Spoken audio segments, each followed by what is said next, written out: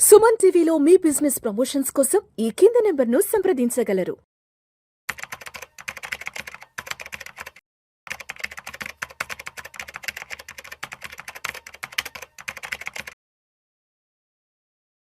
నమస్తే, welcome to Suman TV. నేను విష్ణు. ప్రస్తుతం నాతో పాటు ఇన్వెస్ట్మెంట్ బ్యాంకర్ గణేష్ అట్లూరి గారు ఉన్నారు. సార్తో మాట్లాడదాం. గణేష్ గారు నమస్తే సార్. నమస్తే అండి. Welcome to Suman TV and welcome to Vishnu talks. Thank you అండి. సో గణేష్ గారు, మొత్తానికి ఇండియన్ స్టాక్ మార్కెట్స్లో కొద్దిగా ఒక బుల్లిష్ ర్యాలీ అయితే స్టార్ట్ అయిందేమో అన్న సంకేతాలు కొంత స్పష్టంగా తెలుస్తోంది. ఎందుకంటే ఎఫ్ఐలు మన ఇండియన్ మార్కెట్స్కి మళ్ళా కంబ్యాక్ అవుతున్నారు. వై? బికాస్ సౌత్ కొరియన్ మార్కెట్స్లో క్రాష్ రావడం వల్ల మన ఇండియన్ మార్కెట్స్లోకి పెద్ద ఎత్తున ఇన్వెస్ట్మెంట్స్ ప్రవాహం నడుస్తోందంటూ కూడా మనకి వార్తలు వస్తున్నాయి. దానికి తగ్గట్టుగానే మన మార్కెట్లు కూడా ప్రతిరోజు ఒక 500 పాయింట్లు, ఒక 400 పాయింట్లు పాజిటివ్గానే క్లోజ్ అవుతున్నాయి. ఎస్, అంటే మొత్తానికి ఇండియన్ మార్కెట్స్కి మంచి రోజులు రాబోతున్నాయి అంటారా? గత 2 సంవత్సరాల నుంచి మార్కెట్లను పట్టి పీడిస్తున్న ఒక నెగటివ్ ఏదైతే ఉందో ఇదంతా వదిలిపోయి మార్కెట్లు మళ్ళీ అప్రతిహాతంగా ముందుకు వెళ్ళడానికి ఎఫ్ఐలు మన మార్కెట్లోకి రాబోతున్నారంటారా? ఇక్కడ ఒక 3-4 విషయాలు ఉన్నాయి విష్ణు గారు మనం మాట్లాడితే. ఒకటి, ఎఫ్ఐఎల్ వచ్చే ముందు అంటే ఒకప్పుడు వెళ్ళిపోయారనే కదా. ఎఫ్ఐఎల్ మనకి లాస్ట్ 1.5 ఇయర్ కంటిన్యూస్గా అమ్ముతూనే ఉన్నారు. ఎఫ్ఐఎస్ యొక్క అవుట్ఫ్లోని మన మార్కెట్లో అబ్జర్వ్ చేసుకున్నాయిగా, తట్టుకున్నాయిగా. ఇదే మీకు ఒక 5 ఏళ్ల క్రితం, ఒక 10 ఏళ్ల క్రితం ఎఫ్ఐఎల్ అమ్మితే మార్కెట్ లోయర్ సర్క్యూట్లు పడే అంత డీప్ కరెక్షన్ వచ్చేది. కానీ ఎఫ్ఐఎస్ కంటిన్యూస్గా ఎవ్రీ మంత్ మనకు అమ్ముతూనే వచ్చారు. ఎంత అమ్మినా కూడా మన మార్కెట్లో అబ్జర్వ్ చేసుకున్నాయి. బట్ ఇక్కడ డిఏఎల్ సపోర్ట్ చేస్తున్నారు. అదే మార్కెట్లో మనకి మ్యూచువల్ ఫండ్ రూపంలో కంటిన్యూస్గా మనం లాస్ట్ 6 ఇయర్స్ నుంచి చూసుకుంటే ఎవ్రీ ఇయర్ మనకి బుక్ పెరుగుతూనే వచ్చింది. రైట్. సో వాళ్ళు ఎంతైనా అమ్మనండి, మన వాళ్ళు అబ్జర్వ్ చేసుకుంటున్నారు. రైట్, ఇది ఒకటి. 2, ఎఫ్ఐఎల్ అమ్ముతున్న కారణం ఏంటి? రూపీ స్టేబుల్గా లేదు ఆ టైంలో. కంటిన్యూస్గా రూపీ పెరుగుతుంది. అవుట్ఫ్లో వెళ్ళినప్పుడు వాళ్ళకి తక్కువ వస్తుంది కదండి మనీ. వాళ్ళు కన్వర్ట్ చేసుకుని డాలర్స్లోకి తక్కువ వస్తుంది కాబట్టి కొంత వాళ్ళు అమ్మారు. ఇప్పుడు రూపీ కొంత స్టేబుల్ అయింది. ఎక్కడో చోట రూపీ స్టేబుల్ అవుద్ది కదండి. రూపీ కరెక్షన్ కూడా వాళ్ళు కొత్త కాదు మనకి. ఎస్టీలో చూసుకుంటే రూపీ కరెక్షన్స్ కూడా వస్తూనే ఉంటాయి. గవర్నమెంట్ ఇన్వాల్వ్ అవుతుంది, ఆర్బీఐ ఏదో స్టెప్ తీసుకుంటుంది, మళ్ళీ రూపీ స్టేబుల్ అవుద్ది. రూపీ ఎప్పుడైతే స్టేబుల్ అయిందో అక్కడ నుండి మార్కెట్లు ర్యాలీ వస్తాయండి. మీరు గమనించండి, హిస్టారికల్ డేటా తీయండి. ఎప్పుడైతే రూపీ మీకు ఫాలో అవుతుంటుందో మార్కెట్ కరెక్షన్ వస్తుంది. రూపీ స్టేబుల్ అయినప్పుడు మళ్ళీ మీకు మీరు అన్నట్టు ఇందాడన్నట్టు ఎఫ్ఐఎస్ ఇన్ఫ్లో మళ్ళీ స్టార్ట్ అయిపోద్ది. అయితే ఇక్కడ మనకి మన మార్కెట్లు సినారియో చూసుకుంటే లాస్ట్ 1.5 ఇయర్ నుండి ఒకటి వార్లను తట్టుకున్నాయి, అతిపెద్ద ట్రంప్ని తట్టుకున్నాయి, టారిఫ్లను తట్టుకున్నాయి. ఓకే, తర్వాత మన రూపీ డిప్రిషియేషన్ తట్టుకున్నాయి, ఎఫ్ఐఎస్ అవుట్ఫ్లోని తట్టుకున్నాయి మార్కెట్లు. ఇవన్నీ తట్టుకుని మార్కెట్లు ఈ స్టేజ్లో ఉన్నాయి. ఓకే, వీటికి అన్నిటికన్నా ముందు ఓవర్ వాల్యుయేషన్ అనేది కూడా కొంత మన మార్కెట్లో నడిచింది. ఇప్పుడు లార్జ్ క్యాప్స్ ఏవైతే లార్జ్ క్యాప్స్ ఉన్నాయో అవి రీజనబుల్ వాల్యుయేషన్కి వచ్చినాయి అనేది ఇప్పుడు ఇండస్ట్రీలో ఉన్నటువంటి ఒక గుడ్ పాయింట్. ఎందుకు? ఎఫ్ఐఎస్ ఎక్కువ హోల్డింగ్ అంతా కూడా లార్జ్ క్యాప్స్లోనే ఉంటుంది. సో లార్జ్ క్యాప్స్ అమ్ముతున్న కొద్దీ మన వాళ్ళు దాన్ని పట్టుకున్నారు. లార్జ్ క్యాప్స్లో కొంత కరెక్షన్ కూడా వచ్చింది. సో అలా చూసుకుంటే స్టాక్ పరంగా వాల్యుయేషన్ బాగుంది. ఇన్ని జర్కులన్నింటినీ తట్టుకుని మార్కెట్లు ఈ స్టేజ్లో నిలబడ్డాయి. ఓకే, ఇప్పుడు ఎఫ్ఐఎస్ ఇన్ఫ్లో కనుక మొదలైంది అనుకోండి, మార్కెట్స్లో డెఫినెట్గా ర్యాలీ అనేది మనం చూస్తాం. అది అంటే ఆల్మోస్ట్ ఒక జూలై నెలలోనే 20,200 కోట్ల క్యాష్ ఇన్ఫ్లో ఇండియన్ స్టాక్ మార్కెట్స్కి ఇచ్చారు కదా. అంటే ఇక్కడ ఇంకొక పెద్ద డిస్కషన్ కూడా ఏమి నడుస్తుందంటే, ఎఫ్ఐలు మళ్ళీ మార్కెట్స్లో కంబ్యాక్ ఇచ్చారు కాబట్టి అటు ఎఫ్ఐలు డిఐలు పెద్ద ఎత్తున పలానా సెక్టార్స్లో లేదా పలానా స్టాక్స్లో పలానా కంపెనీస్లో పెద్ద ఎత్తున ఇన్వెస్ట్ చేస్తున్నారంటూ కూడా కొన్ని కథనాలు వస్తున్నాయి, వార్తా కథనాలు. మనకి పబ్లిక్ డొమైన్లో ఉంది. ఇంకోటి, మనం కూడా ఇప్పుడు ఇది వ్యూవర్స్ ఎవరైతే ఉన్నారో ఇది ఎడ్యుకేషన్ పర్పస్ అండి. దీన్ని బట్టి మనం డెసిషన్ తీసుకోవద్దు. ఎందుకంటే this is the information we are giving and we are analysing the information. So అది మీరు గుర్తుపెట్టుకోండి. ప్రేక్షకులు కూడా మా నుంచి విజ్ఞప్తి అండి, ఇప్పుడు మాట్లాడుతున్న డిస్కషన్ ఇది ఎటువంటి రికమెండేషన్స్కి సంబంధించింది కాదు. This is only for the education and knowledge sharing పర్పస్గా మాత్రమే దీని గురించి మాట్లాడుతాం. దయచేసి ప్రేక్షకులు గమనించుకోరు. ఇక్కడ ఎటువంటి కంపెనీస్ని కానీ స్టాక్స్ని కానీ రికమెండ్ చేసే ఉద్దేశం అయితే లేదు. పెట్టుబడులు పెట్టే ముందు మీ అడ్వైజర్ని సంప్రదించి వారి తుది సలహా మేరకు మాత్రమే మీరు పెట్టుబడులు పెట్టుకోండి దయచేసి. ఎస్ గణేష్ గారు. ఇప్పుడు ఏంటంటేనండి ఎఫ్ఐఎస్ వచ్చినప్పుడు అంటే ఇక్కడ మనం ఒకటి గమనించాలి, ఎఫ్ఐఎస్ వెళ్ళేటప్పుడు ఏ కంపెనీలో ఉండి వెళ్ళారో వచ్చేటప్పుడు అదే కంపెనీలో పెట్టరు కదండి.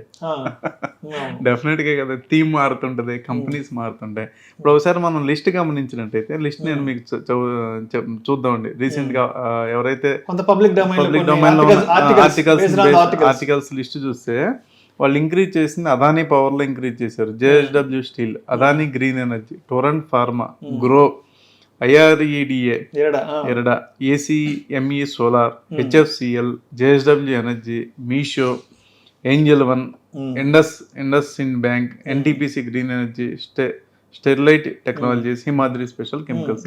అంటే ఓవరాల్ గా మీకు ఏంటంటే ఒక థీమ్ బేస్ వాళ్ళు వెళ్ళారు అనేది మనకు అర్థమవుతుంది. అంటే ఎనర్జీ ఆర్ గ్రీన్ ఎనర్జీ. ఇప్పుడు మీరు చెప్పిన దాంట్లో ఆల్మోస్ట్ కొంత గ్రీన్ ఎనర్జీ మీద కొంత మేజర్ ఫోకస్ పెట్టారేమో అనిపిస్తుంది కదా, ఈ సోలార్ అండ్ గ్రీన్ ఎనర్జీ మీద. Consumption and energy, consumption energy, ఈ రెండు ఇప్పుడు మనకి main theme. So domestic consumption versus energy themes. So ఆ థీమ్ లోకి ఫ్లో ఎక్కువ వస్తుందండి ఇప్పుడు.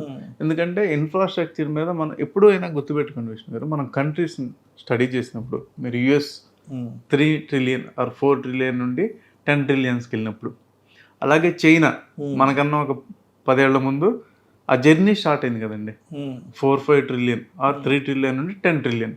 ఈ జర్నీలో ఇన్ఫ్రాస్ట్రక్చర్ బాగా అవసరం ఉంది. ఈ జర్నీలో పవర్ కన్జంప్షన్ ఎక్కువ ఉంటుంది. ఈ జర్నీలో ఎనర్జీకి సంబంధించి ఎనర్జీ లేని ఏది నడవదు కదండి. ఇంకా అప్పటికి మీకు ఇంకా ఈవీ థీమే లేదు, ఇప్పుడు ఈవీ థీమ్ వచ్చింది కొత్తగా. సో ఈ ఎనర్జీ సెక్టర్ అనేది మేజర్ ప్లే చేస్తుంది, రోల్ ప్లే చేస్తుంది. ఈ ఎనర్జీ సెక్టర్స్లో ఏవైతే అట్రాక్షన్ ఉంటాయి వాళ్ళకి వాల్యుయేషన్స్ అందులోకి వెళ్ళిపోతున్నారండి, అందులోకి FIS ఫ్లోస్ వస్తుంది. అలాగే కన్జంప్షన్ బేస్డ్ స్పెషాలిటీ కెమికల్స్ ఎక్కడ వాడతారు? ఈవీ బ్యాటరీస్లో. ఈవీ బ్యాటరీకి సంబంధించిన ఏదైతే స్పెషాలిటీ కెమికల్స్ ఉన్నాయో that is a theme. Right. So Ganesh గారు, ఇప్పుడు నిన్న మొన్నటి వరకు గ్లోబల్గా మార్కెట్స్ని, మన ఇండియన్ స్టాక్ మార్కెట్స్ని బాగా ఇబ్బంది పెట్టిన అంశాలంటే మేజర్గా వార్కి సంబంధించిన ఇష్యూస్. ఆల్మోస్ట్ లాస్ట్ 4-5 నెలలు పెద్ద ఎత్తున అదే నడిచింది. మనకి ఫిబ్రవరి 28వ తారీఖు నుంచి వారు నడవడం, తర్వాత హార్మోస్ అక్కడ మూసివేయడం, తర్వాత పశ్చిమాసియాలో పెద్ద ఎత్తున అక్కడ ఇబ్బందులు అన్నీ చూసాము. తర్వాత దానికంటే ముందు ట్రంప్కి సంబంధించిన టారిఫ్లు, ఇవన్నీ కూడా మార్కెట్స్ని పెద్ద ఎత్తున ఇబ్బందులకు గురి చేశాయి. సరే, ఇవంతా కొంత సార్ట్ అవుతున్న సమయంలో లోకల్గా మనకి మార్కెట్కి ఎటువంటి ఇబ్బందులు రాబోతున్నాయి అన్న దాని గురించి మాట్లాడుకున్నప్పుడు లాస్ట్ ఒక 3-4 మంత్స్ బ్యాక్ నుంచి ఎల్ నీనో ప్రభావం వల్ల ఇక్కడ ఇండియన్ అగ్రికల్చర్ మీద ఇంపాక్ట్ చూపే అవకాశం ఉంది. దానివల్ల కొంత వర్షపాతం కూడా తగ్గే అవకాశం ఉంది. సో రూరల్ ప్రొడక్టివిటీ తగ్గే అవకాశం ఉందంటూ కూడా కొంత భయపడ్డారు. అదేవిధంగా కూడా అంటే కొంత మార్కెట్లో ఒక స్పెక్యులేషన్ నడిచింది. బట్ అంటే ఇక్కడ మాన్సూన్ కొంత లేట్గా స్టార్ట్ అయినా కూడా ఆల్మోస్ట్ మనం చూస్తే నార్త్ ఇండియాలో మొత్తం పెద్ద ఎత్తున వర్షపాతం, వరదలు వచ్చాయి, వరదలు అస్సాం చూసాము, జార్ఖండ్, తర్వాత మహారాష్ట్ర, గుజరాత్, ఢిల్లీ, ఆల్మోస్ట్ ఉత్తరాది రాష్ట్రాల్లో పెద్ద ఎత్తున జరుగుతుంది. మన తెలంగాణ రాష్ట్రంలో కూడా మనకు ఒక లాస్ట్ 15-20 డేస్ నుంచి మంచి వర్షపాతం నమోదవుతుంది. సౌత్లో 1-2 స్టేట్స్లో కొంత వర్షపాతం ఇబ్బందిగా ఉంది. సో అంటే మనం అనుకున్నట్టుగా ఎల్ నీనో ప్రభావం అనేది మార్కెట్లను టచ్ చేసింది అనుకోవచ్చా, లేదంటే అదే అలా స్కిప్ అయి సైడ్ అయిపోయి వెళ్ళిపోయింది అంటారా? ప్రస్తుతానికి దాని మీద ఏమి ఇంపాక్ట్ అయితే కనపడలేదు లేదనేది ఇప్పుడు మనకు అర్థం అవుతుందండి. సో ఇంపాక్ట్ అంటే ఒకటండి, అగ్రికల్చర్ రిలేటెడ్ సెక్టర్ అంటే మీకు ఎరువులు, విత్తనాల కంపెనీ, సీడ్ కంపెనీస్, ఇవి మేజర్. ఈ స్టాక్ ఇది ఒక టైప్ ఆఫ్ ఇది. ఇప్పటి వరకు దీని మీద అయితే మన డేటా ప్రకారం చూస్తే ఎక్కడ కూడా డిక్లైన్ అయితే కనపడలా. నెక్స్ట్ ఒకవేళ దీని ఇంపాక్ట్ వచ్చింది అనుకోండి, అది మళ్ళీ మనకు 2 క్వార్టర్ల తర్వాత కనపడుతుంది. ఇప్పుడు కనపడదు కదా, ఎందుకంటే పంట చేతికి వచ్చేది 6 నెలలు పడుతుంది. ఏ పంట వేసినా మీకు 6 నెలలు పడుతుంది, రైట్? ఇప్పుడు ఇంకో రకంగా ఏమైంది, E20 వల్ల షుగర్కి డిమాండ్ వచ్చింది, షుగర్ కేన్కి డిమాండ్ వచ్చింది, రైట్?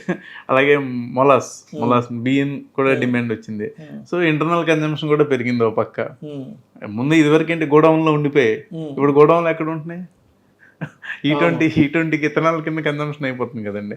సో ఇవన్నీ మనకి 6 మంత్స్ అయితే కానీ దీని ఇంపాక్ట్ ఏంటి, ఒకవేళ దీని ఇంపాక్ట్ ఎలా పడుతుంది, కన్జంప్షన్ మీద పడుతుంది. రూరల్లో ఏంటంటే మనకి పంట చేతికి రాకపోతే కన్జంప్షన్ అనేది తక్కువ పడుతుంది. సో కన్జంప్షన్ ఇంపాక్ట్ 6 మంత్స్ తర్వాత ఉంటుంది. కంపెనీస్, దాని రిలేటెడ్ కంపెనీస్ ఏవైతే ఉన్నాయో అవి మనకి ఇప్పుడు ఈ క్వార్టర్ చూడాలండి. ఇప్పుడు వరకు అయితే మనం ఎక్కడ డేటా ప్రకారం అయితే ఎక్కడ మనకి డిక్లైన్. అంటే మొత్తానికి ఎల్ నీనో ఇంపాక్ట్ అనేది మార్కెట్లను టచ్ చేసిందా లేదా అనేది అట్లీస్ట్ ఒక 6 మంత్స్ తర్వాత, ఎందుకంటే ఇప్పుడు నాటిన పంట అంతా కూడా మనకు ఒక 6 నెలలకు 8 నెలలకు మొత్తానికి మార్కెట్లో గిడ్డంగంలోకి వస్తుంది కాబట్టి సో పంట దిగుబడి తగ్గిందా లేదంటే అట్లే సస్టైన్ అవుతుందా ఏంటంటే మనకు ఒక 6 to 8 months తర్వాత కొంత గ్రాఫ్ అయితే కనిపించే అవకాశం తెలుస్తుంది. కన్జంప్షన్ వేలో తెలుస్తుంది మనకి 2 quarters అనుకోండి, 2 quarters తర్వాత. రైట్. అండ్ అదే విధంగా ఏంటి అసలు గోల్డ్ అండ్ సిల్వర్ పరిస్థితి ఏంటి? ఎందుకంటే last 1.5 year gold silver prices create చేసిన బజ్ అంతా ఇంత కాదు. నిద్ర లేచిన దగ్గర నుంచి ఏ ఇద్దరు కూర్చున్నా కూడా బంగారం వెండి ధరలు అలా అయిపోతున్నాయి, ఇలా అయిపోతున్నాయి.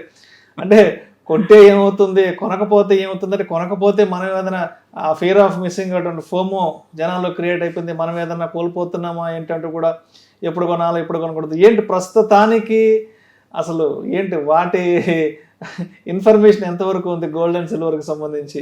అంటే కొంత మనకి కన్సాలిడేటెడ్ ఫేజ్ అయితే నడుస్తుందండి గోల్డ్. అయితే మనం దీన్ని 2 విధాలుగా చూడాలండి. ఒకటి, గోల్డ్ ఇన్వెస్ట్మెంట్ మోడ్ నుండి స్పెక్యులేటివ్ మోడ్కి వచ్చేసారు పబ్లిక్. 22% పీపుల్ స్పెక్యులేటివ్ మోడ్లోకి వచ్చారంట డేటా ప్రకారం. అంటే ఎంటీఎఫ్లు ఈటీఎఫ్లు ఈటీఎఫ్ రూపంలో కొనడం అమ్మటం. గోల్డ్ ఈటీఎఫ్లోకి విపరీతమైన రష్ ఫ్లో అయింది మనీ. మనం కొరియన్ మార్కెట్లు మాట్లాడుకున్నట్టు ఇందులో కూడా ఫ్లో అయింది. సో అది పక్కన పెడితే యుఎస్లో still China is buying gold, physical gold. చైనాలో వాళ్ళు డిజిటల్గా గోల్డ్ బై చేయడం బ్యాన్ చేశారండి. స్టిల్ ఇంకా వాళ్ళు బై చేస్తున్నారు. ఓకే, గోల్డ్ టెక్నికల్గా చూసుకుంటే అంటే ఇప్పుడు మరీ మనం ప్రెసైజ్గా చెప్పలేం కానీ టెక్నికల్గా చూసుకుంటే ఒక లెవెల్ ఉందండి. ఆ లెవెల్ దిగితే ఒక $500 ఫ్రీ ఫాల్ అయ్యేటువంటి ఛాన్స్ ఉంది. అంటే దిగుతుందా లేదా మనకు తెలియదు, కానీ దిగితే మాత్రం ఫ్రీ ఫాల్ ఒక 400 to 500 points ఫ్రీ ఫాల్ ఉంది. ఎందుకంటే ర్యాలీ మనం చూస్తే అక్కడ నుండే ర్యాలీ వచ్చిందండి. సపోర్ట్ లెవెల్స్ చూసుకుంటే అక్కడ నుండే మీకు $600 కంటిన్యూస్గా పెరిగింది ర్యాలీ యుఎస్ మార్కెట్లో చెప్తున్నాను. సో ఒకవేళ పడితే ఫ్రీ ఫాల్ అంటూ జరిగితే ఒక $500 పడే ఛాన్స్ ఉంది. అలా కాకుండా చూసుకుంటే గోల్డ్కి అప్పటికి ఇప్పటికి పెద్ద చేంజ్ అయితే ఏం రాలా.